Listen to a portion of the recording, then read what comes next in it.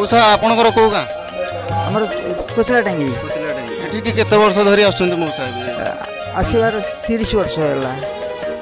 केते खुशी लागुଛି ए जगह को हाँ बहुत खुशी लगुच प्रभु ऊपर विश्वास अछि विश्वास अच्छी विश्वास नाला आसा गोड़ एमती होई केबेठ होई जिंदा गोड़ पिलादिन केते पुओ छै आपणकर मोर गोटे पुओ गोटे झील सांगरे कि आपन धरिक आसी पुओ आसी बड़ पुओ से गोटे पुओ सरकारी सहायता किछि आपन को मिली परछ ना नै किसी मिलनी खाली जब भत्ता गोटे मिलूँ 700 टका मिलूँ भत्ता आउ किछि मिलुनी सरपंच हो किंबा जो आपनकर पाखरे एमएलए अछि तांको कहि कि किछि सहायता नहीं आज्ञा से मैंने हाँ कर दी मुहर जाऊँ पथर आउ कि बुझुना किछि करना सहायता किछि नै किसी ना किसी कर पारना केते बयस आपन के भेले मत 62 वर्ष होगा ये पिलाटी दिन रे एमतिया पूरा है हाँ हाँ ये आसली आसिक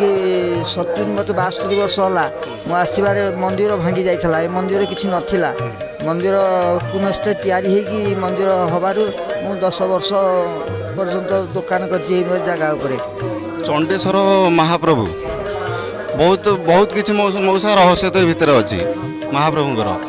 तो ता भीतर किसी चमत्कार घटी आपन जीवन में केमती सेमती जो घटना घटी जहाँकि अविश्वसनीय केवे विश्वास न थो ठाकुर सेमती किसी गोटे घटी कि पत्थर खसिक ये पहला मंदिर से मंदिर पत्थर को कहीं पृथ्वी कंपी गला से मंदिर केते मसरे सेटा ये बहुत दिन हो पूरा पिलाटे मुझे 7 वर्ष 8 वर्ष रही 62 वर्ष जड़े भक्त सहित आम आज कथा मंदिर आसु आज महाविश्व पणा संक्रांति सांग देखिए भिडियो संपूर्ण